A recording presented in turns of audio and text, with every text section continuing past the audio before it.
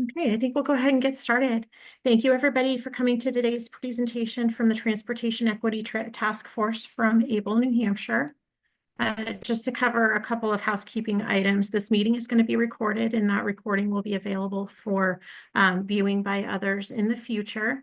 The audience is muted right now and also the cameras are turned off. The purpose for that is because we don't want any unwanted activity from people who have come in and to be disruptive from the outside. That has been happening in some Zoom meetings recently, so we've got extra security features turned on. However, there will be some interactive components of the meeting coming right up. So we're going to encourage you to use your raise hand function. We'll be carefully monitoring for raised hands, and also the chat box is open. You can chat however you'd like to answer in any of the questions that are being posed. And if you do raise your hand, we'll recognize you. We'll be able to unmute you, and we'll also allow you to turn your camera on for those portions. So thank you very much for understanding. We just want to make sure that there's no unwanted interruption going on here. Advocates Building Lasting Equality in New Hampshire advocates for the civil and human rights of children and adults with disabilities. We promote full participation by improving systems, connecting families, and inspiring communities and influencing public policy. Able New Hampshire is an organization that's based in Concord, New Hampshire, and we run several task forces. Those task forces are focused around helping people with disabilities to achieve their most full lives and to make sure that their rights are protected. Some of our task forces that are running currently are listed on this page here: civic engagement, Medicaid, oral health care. Today, as I mentioned, we're hearing from the Transportation Equity Task Force. If you want to know more about them, you can scan the QR code, and also we'll send you a link to the Equity Task Force page later on in our follow-up materials. We have a Lunch and Learn series running right now. This is one of our biggest efforts of the task force.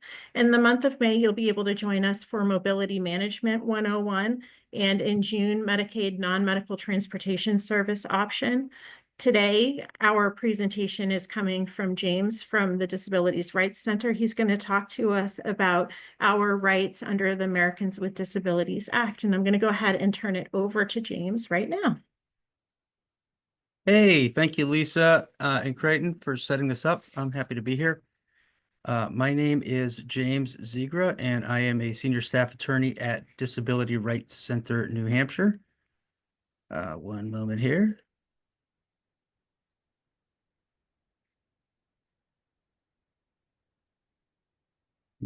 Everybody see the slides?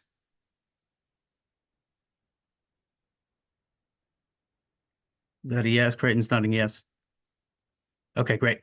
Okay, so I am from the Disability Rights Center. We are the state's federally designated protection and advocacy organization to enforce the civil rights of people with disabilities. So today, I want to start out just with a quick disclaimer that the information I'm going to be giving today, while it's legal, it's not specific legal advice. So please don't take what I'm saying as gospel and use it as, well, James said, and that's the law. No, unfortunately, that's not how it goes. So for specific legal advice, please consult with an attorney. You can call our office free of charge. We are happy to talk with anybody. We serve clients with disabilities, and we help them sort through all manner of legal entanglements that they can get into, ranging from housing to education to employment to today, transportation. So we'd be happy to help you navigate a lot of situations. So feel free to reach out to our office, free of charge. The contact information will be available at the end of this presentation as well. So today I'm going to be talking about transportation.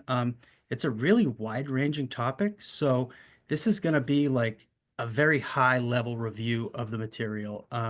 There's a lot of detail out there regarding your rights and requirements for making transportation accessible and how to request accommodations for transportation. So if I don't cover something or if I go over something too quickly, I'm going to apologize in advance, but please feel free to reach out after the presentation or ask some questions at the end of the presentation. So today I'm going to talk about a couple different types of transportation, both private transportation and public transportation, as well as paratransit. give you a few resources to access that transportation, and most importantly, discussing your legal rights when you're using this type of transportation. So I guess at the outset, one of the questions that you may be asking yourself is, why is transportation so important? Well, as many of you are aware, transportation allows people with disabilities to live more independently, to live fuller lives. It allows them to get to and from work, have meaningful employment, get to medical appointments, go out and socialize, go shopping, all kinds of things. So, that's one of the things that it's one of the main reasons why we're talking today. But a huge concern that we have, and I'm sure all of you are aware, is that transportation is a significant barrier for people with disabilities in New Hampshire. Um, so I'm hoping that today I can teach a little bit about your rights to access transportation, and you'll learn about some neat resources that are available. And by the end of this presentation, maybe that barrier will be reduced by just a little bit. So the first thing I want to talk about today is private transportation. So what is private transportation? Well, it refers to businesses or other companies that offer transportation services. Traditionally, this was taxi cabs and limo services to go to and from the airport. But with the rise of ride-sharing applications like Uber and Lyft, they're covered too.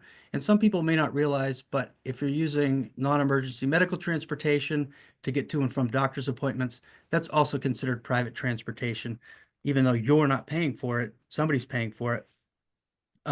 So they are all subject to all kinds of laws and requirements. The big one that I'm going to focus on today, though, is the ADA. That's the Americans with Disabilities Act. And the ADA requires transportation companies to follow certain guidelines, and it prevents these transportation companies from discriminating against people with disabilities. Now, what do I mean by discrimination? In a nutshell, being treated differently or unfairly because you have a disability. Um, I always give the analogy of Spider-Man when I'm talking about discrimination. So if you think about Spider-Man, one of his superpowers, I guess, is his spidey sense starts tingling when something isn't quite right. So I describe to people, when you if you're not sure if you're discriminated against, if your spidey sense start tingling and you start thinking, well, maybe I'm not being treated quite fairly, something doesn't feel right. There's a good chance that that is discrimination. So, when in doubt, give our office a call. We can help you sort through those issues to determine whether or not what's happening is discrimination or not.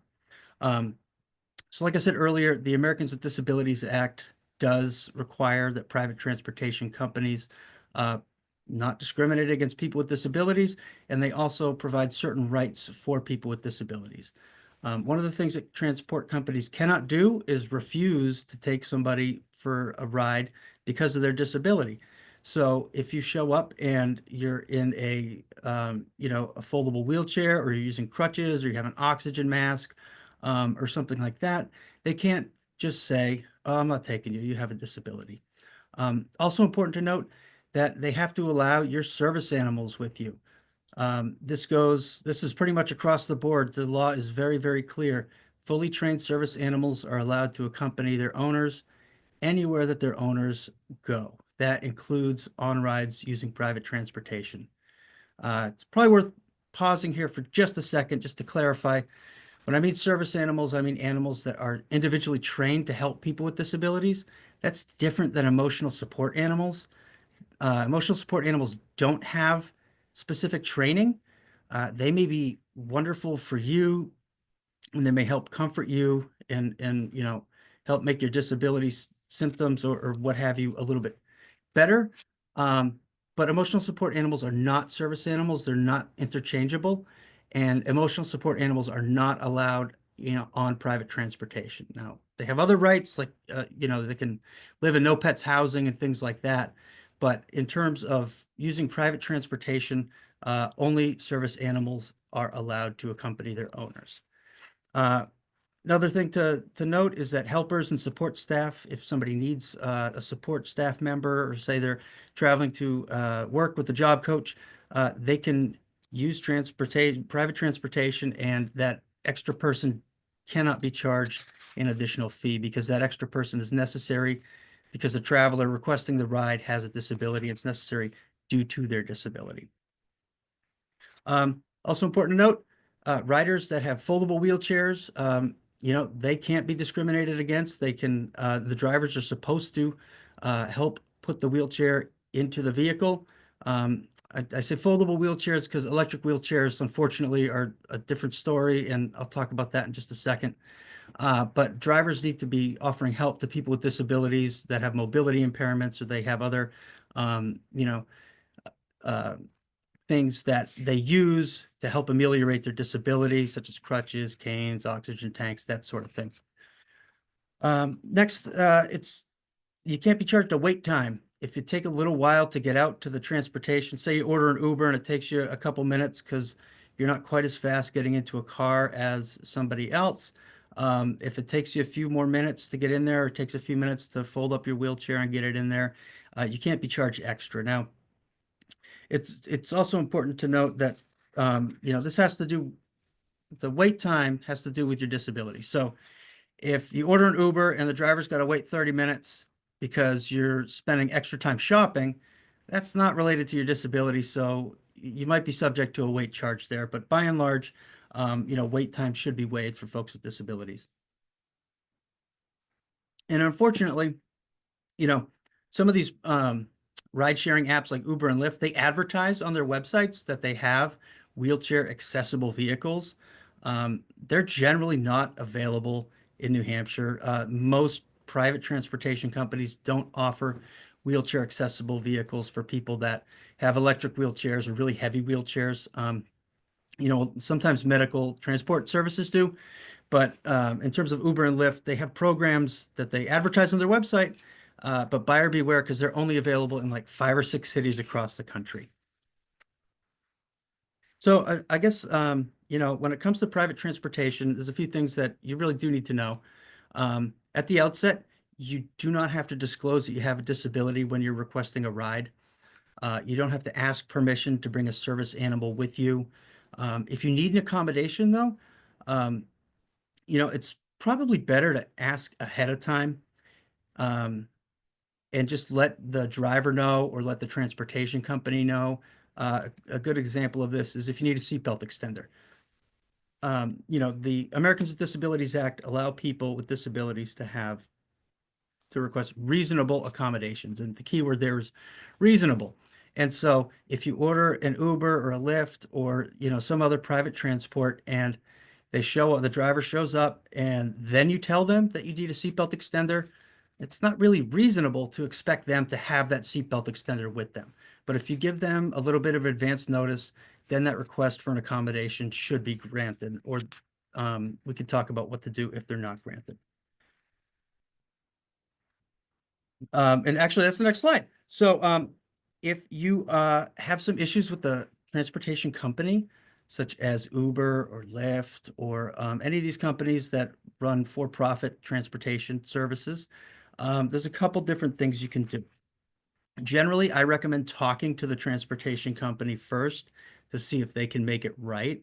Maybe not talk with the driver, but call the company itself or, send a message over the app to talk with them, to talk with the people in charge so that they know, oh, there's a problem. What can we do to make this right? That's generally at the outset what I recommend people to do. Similarly, if you have an issue with your medical transport, so say you're on Medicaid and you have a managed care company and, excuse me, New Hampshire Healthy Families, for example, you call up your case manager and you request the ride and the driver shows up. Driver's really rude, or maybe the driver doesn't show up or the driver shows up late and you miss your appointment. You need to let the managed care company know about that, or whoever your case manager is, or if you have private insurance, let your private insurer know about that. And the reason is, unless they know about these problems, they can't really remedy those problems. And they're going to keep booking these transportation companies that aren't really treating people with disabilities the way that they need to be treated, right? So, if they get a lot of complaints, then the managed care companies, the insurance companies, they can talk with the transportation providers and the transportation providers may lose their contract. So remember, if they don't know, if they don't know about an issue, they're not able to make improvements to it. In terms of legal complaints, you can certainly file one to enforce your rights. If you want to do that, there's a number of resources online that can help, but I'd really encourage anybody who wants to file a legal complaint to talk with an attorney before they do so. You can call our office. We'd be happy to help you get the information that you need.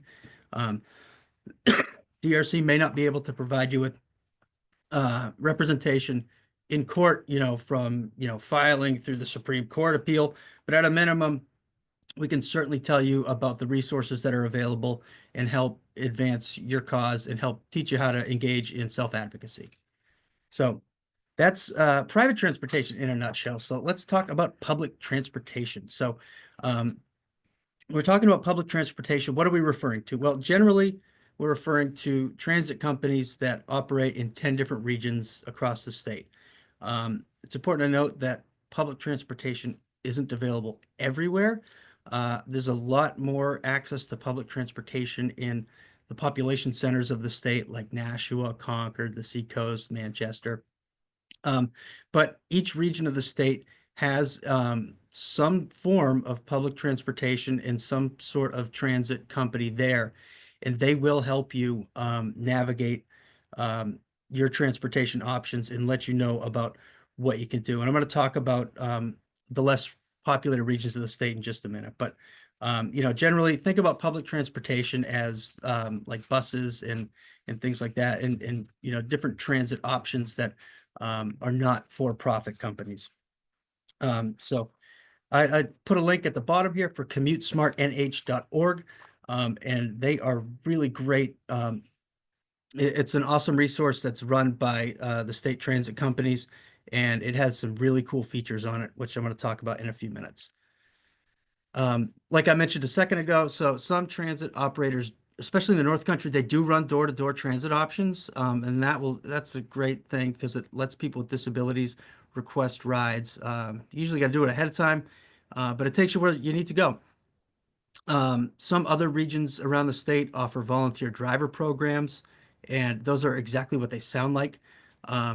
It's just a program where people volunteer to help people get from point A to point B, and it's a pretty neat option that not a lot of people are aware of. So I'd encourage folks to go to commutesmartnh.org to take a look at that.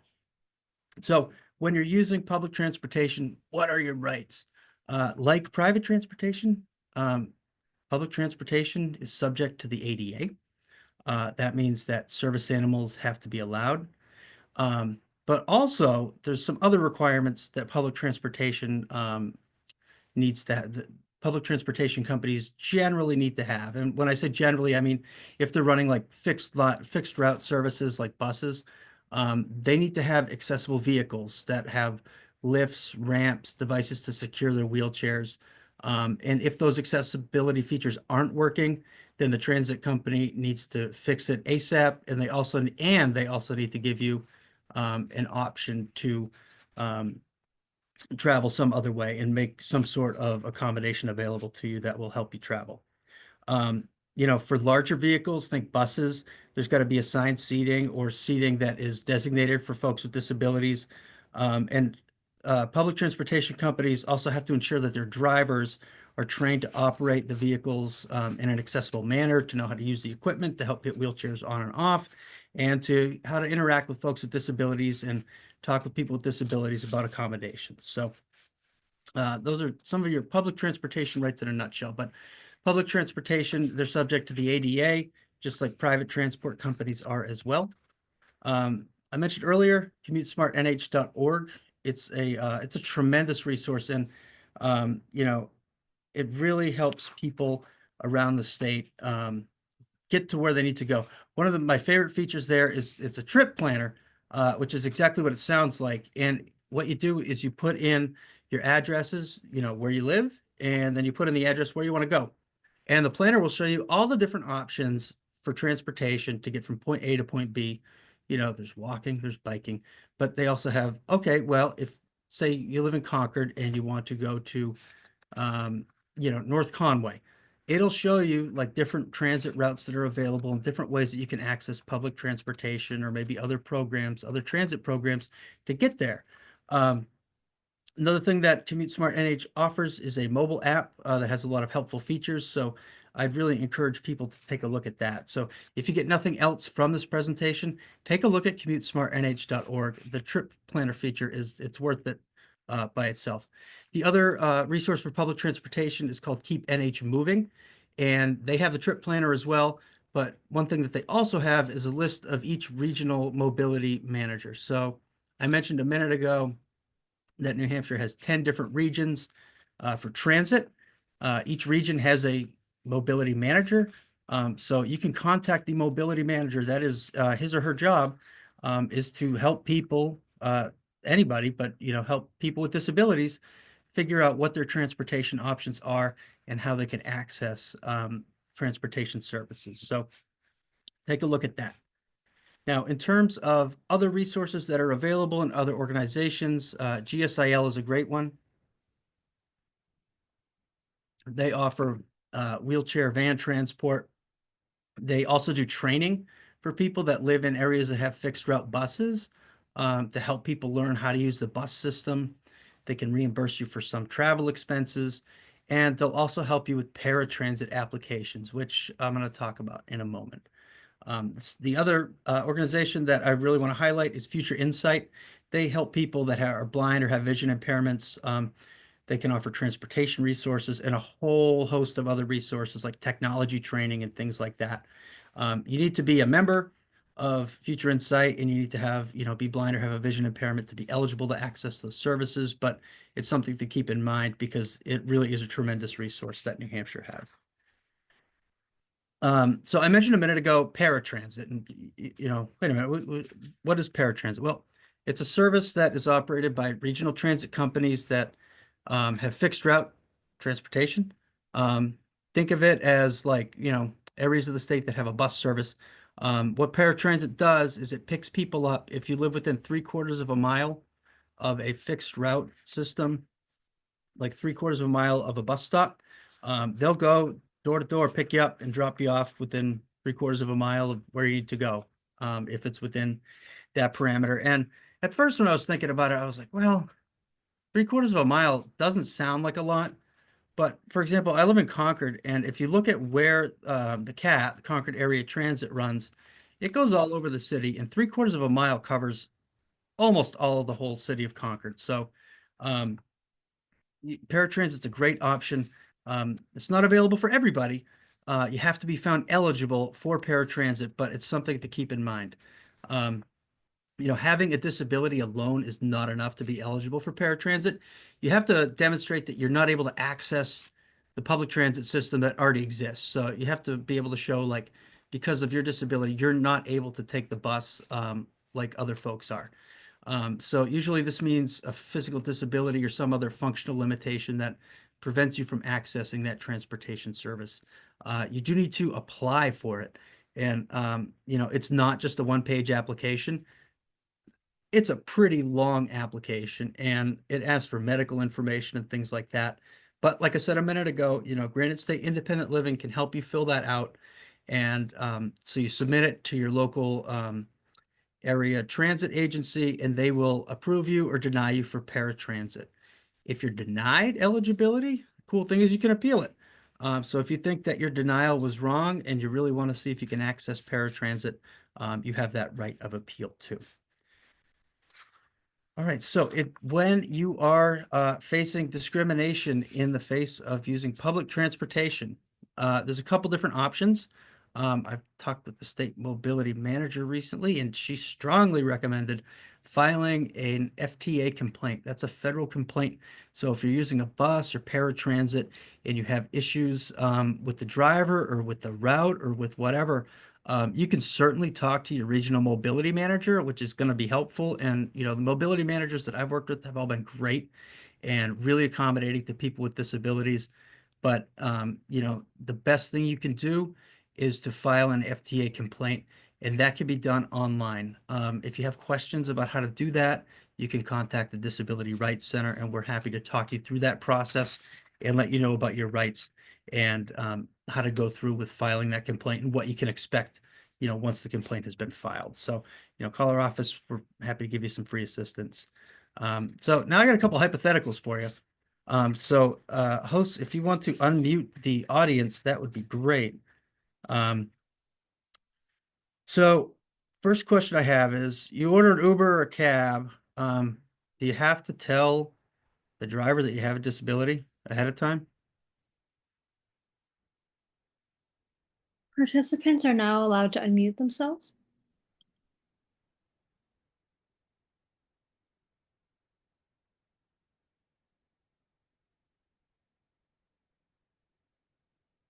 Very active audience today. So the answer is no.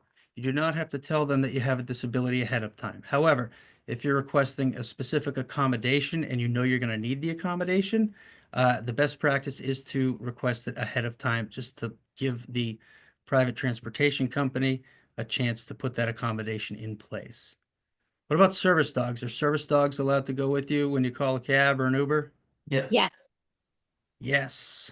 And the reason I have a little star there is just a reminder that emotional support animals are not the same as service dogs. And so just keep that in mind. And so what can you do if the driver refuses to take you or your service dog with you? Like, say you show up, say the driver shows up, you have your service dog. What can you do? What can you say?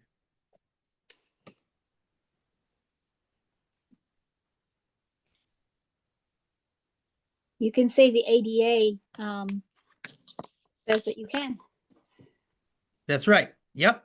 You have a right under the Americans with Disabilities Act to bring your service animal with you. Under the law, service animals are not considered pets, and that you need this service animal because of your disability. The only questions that you need to be able to answer are, number one, is this a service animal? And number two, is this service animal trained, and what is it trained to do to help you with your disability? That is it. Other than that, you have the right to bring your service animals with you, pretty much wherever you go, unless you're going to, like, someplace that is restricted to the general public. Pretty much anywhere where the public can go, you can go with your service animal. Second hypothetical, you feel like your rights have been violated and you've been discriminated against because of your disability. If it's a private transit company, you remember what you should do, what the first step should be with a private transit company? Anybody? Call the company first. That's right. Call the company first. And if it's a managed care company, or if it's a medical transportation, you should call the medical provider or the insurer, the managed care company. Let them know about it, because if they don't know about it and they aren't aware of problems, they can't fix problems. What about a public transit company?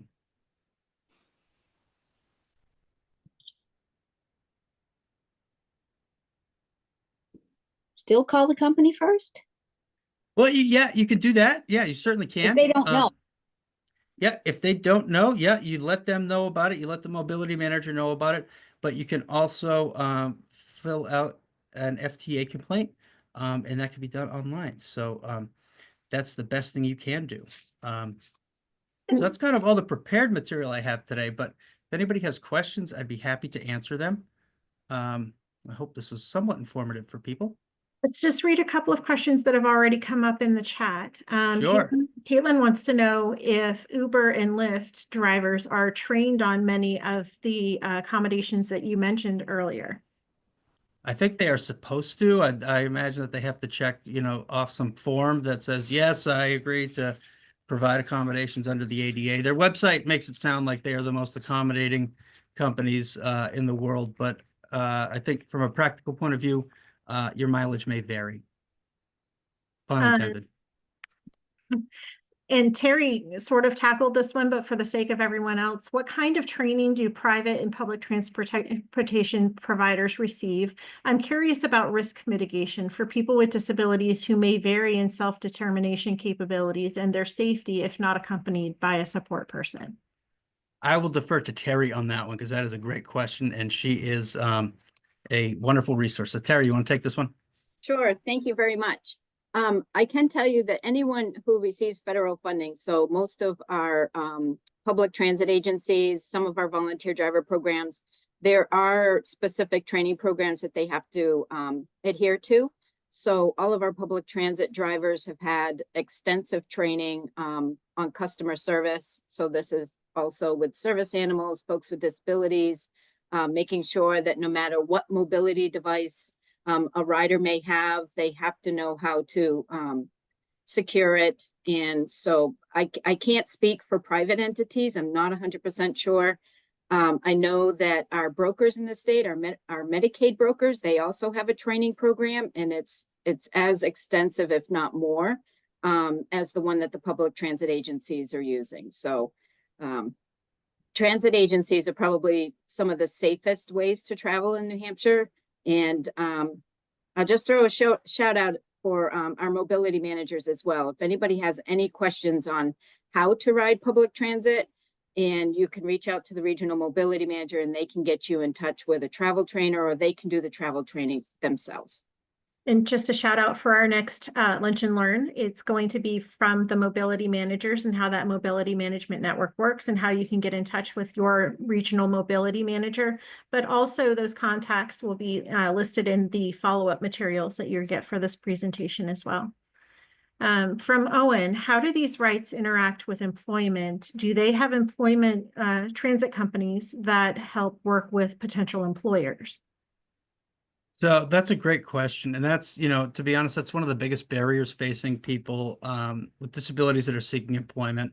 Some companies may offer transportation, but I think that that's the exception. By and large, I think people are mostly need to rely on other types of transportation to get to and from work. I know, for example, if you're a client of vocational rehabilitation, they're really not transportation providers. If you receive area agency services, that can certainly be part of your supported employment or your waiver services to get to and from work. But even then, sometimes it's not available on the weekends.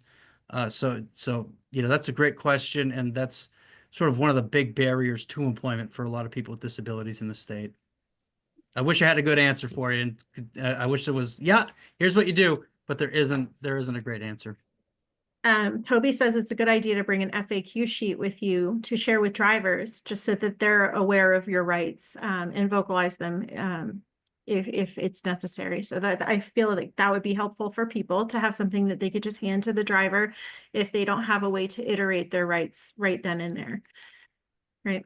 Yeah, for sure. Caitlin shared a particular concern about rides that she has booked, and she was charged a cancellation fee because they showed up without the proper accommodation and she wasn't able to use the ride. So that's something that the Transportation Task Force can take under advisement. Just like James said, if folks don't know what's going on and what's going wrong, they can't make improvements. And that's what this task force is here for. So you'll find that in the feedback survey that we send out immediately after this, and on the slide that I show in just a moment, we're going to be asking for examples like that, because we want to hear stories about things that are going on so we can investigate and see if it's a widespread systemic problem that we can help to address for people just outside of your personal situation. All right, I think that we have gone through. Oh, here's another one. We received a New Hampshire Healthy Families email today about private friends and family members' ability to seek reimbursement. Is that customary? Yes, that is customary. And I think that we'll be covering that in a future Lunch and Learn as well. Friends and family can sign up to be your payee if they drive you to your non-emergency medical appointments. How has the federal FTA process, et cetera, been affected by the recent disruption of federal agencies? That's a good question. I think to be determined. Terry's unmuted, so she may have a better answer than I do. I'm going to be much more glib. I was getting ready to type a very long answer, but shortly stated, we're not seeing any disruptions as far as public transportation yet. But we are paying very close attention to what's happening with Department of Health and Human Services, specifically Medicaid. We're hearing maybe some potential good news where the governor is going to make sure that there's additional funding for folks with disabilities. We're not sure how the state budget is going to play out quite yet. So it's kind of a to be determined. I'm sure we'll have a much better picture come June and July once the state budget has been approved.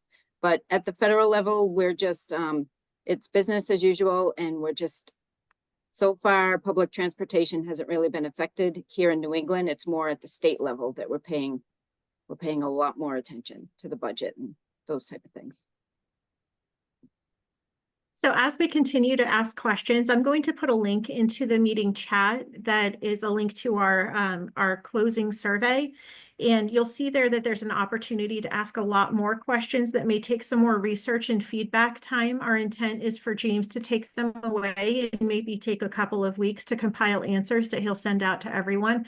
If you have a question that's personal to you and you don't want that shared with everybody, you can indicate that too, and we'll get back to you personally. Also, the feedback survey will let us know what you thought about this presentation, what other presentations you think we should do in the future. And also, if there are things that you've noticed out and about that you believe that the task force can be working on for you. I'll show the slide as well because we have a QR code that you can scan to start working on that feedback survey while we continue to talk. And we have time to address some more questions now. So who would like to go next?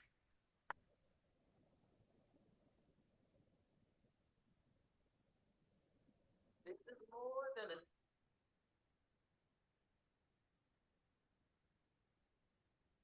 Do we have anyone else who would like to ask a question while we're here and now? I think Deone has a question. Owen just dropped one in the chat as well. Now that I'm screen sharing, I'm having trouble seeing the chat box. Can you go ahead and read that, Creighton? Sure. Deone asked, can you speak to the school context for a moment? I would like my son, who uses a wheelchair, to ride the bus with his friends, but school is saying he has to ride the quote short unquote bus because the long quote regular unquote bus won't fit in our driveway. What can I do? Deone, you can also unmute yourself if you want to ask more directly.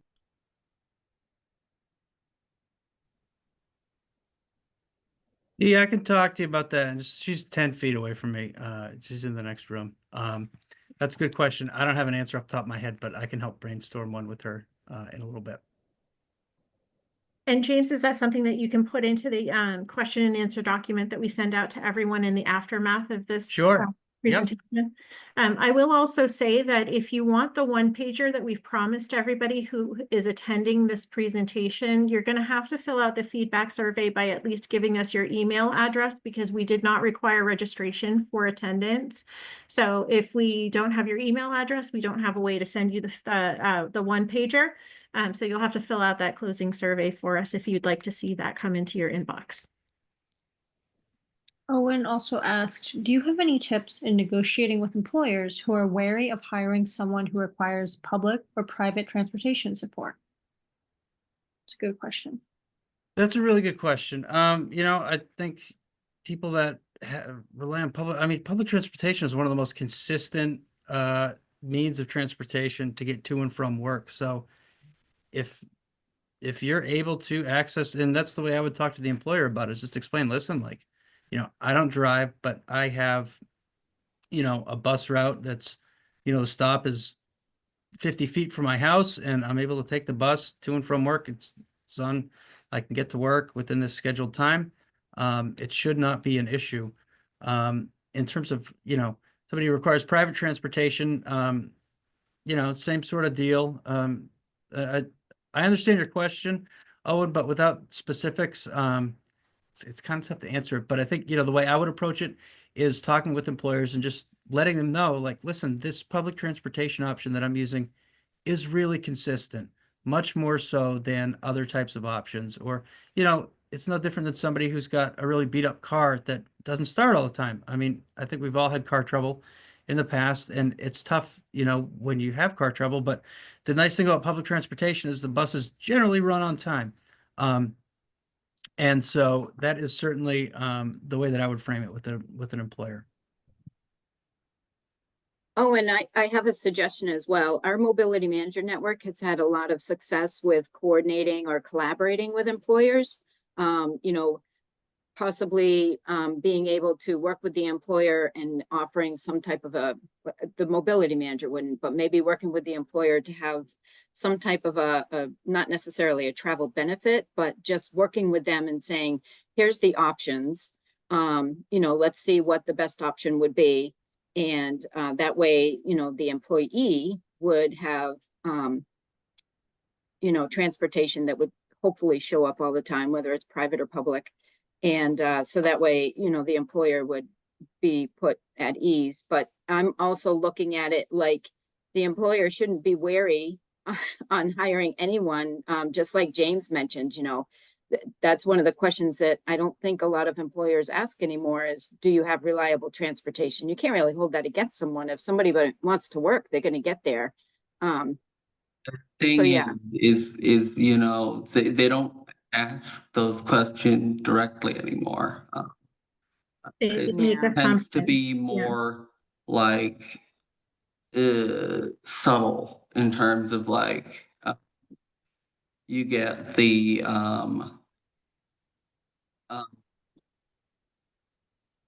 when they find out, oh, we want you to work over certain weekends, but there's no bus running on Sundays or something to that effect. Or let's just say you could work the same amount of hours, but the bus only comes in like a half hour later than what they were hoping the hours you were hoping for, they were hoping for. So you then, if depending upon how amenable they are, you negotiating that is tricky. So sometimes or like I've got a job that I'm looking at that I can get 90% there, and I'm curious if I can work with the company to get a ride share for the 10% back there. Yeah, that's certainly something that you can negotiate. I don't think that employers have any sort of legal responsibility or legal duty to provide that transportation for you, but No, but it's just in terms of like sometimes it can feel like you don't have any rights yeah, and whatsoever, it and sounds so like maybe some pretext too. It's like, well, we can't put that we don't want to hire, folks that yeah, have it's disabilities that why can't access transport. Yeah. there's a lot of jobs that require driver's licenses, but there's a very low bar in requiring them in terms of putting them on the job description. Yeah. Yeah. And that's something, Owen, if you want to email me after, I'm happy to talk with you about, because, that's an employment question that I'm happy to help you navigate. But if it's not part of the essential functions of the job, it shouldn't be something that they're requiring. So I just want to make sure everybody's had an opportunity to either click on the link that's in the chat or to scan the QR code that is on the screen. Because if I move away from the screen and you miss the opportunity, then I would hate for you to miss the chance to receive the follow-up materials from the presentation.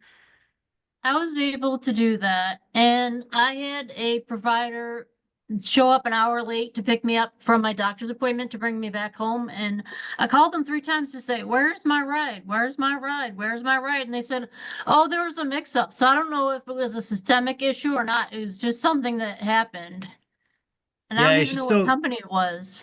yeah, you should call if it's through managed care, Kelly, or if it's through, like, I don't know who was paying for it, It but was whoever was. CTS. It was through Medicaid. Yeah, I'd contact your Medicaid case manager about that and make them know that, they need to work on it. Yeah, thank you. Sure. So I'm just going to run through a couple more slides here so we can wrap up the presentation, but then we'll hang out until 1:30 like we promised, and we'll take a couple of last questions. And anybody who feels like they need to drop off at this time, go ahead after we get through the last couple of slides. I do want to just express to everybody that ABLE New Hampshire works really hard to help protect the rights of people with disabilities throughout the state of New Hampshire. And we put together a lot of good content, and we run task forces that are meant to be helpful.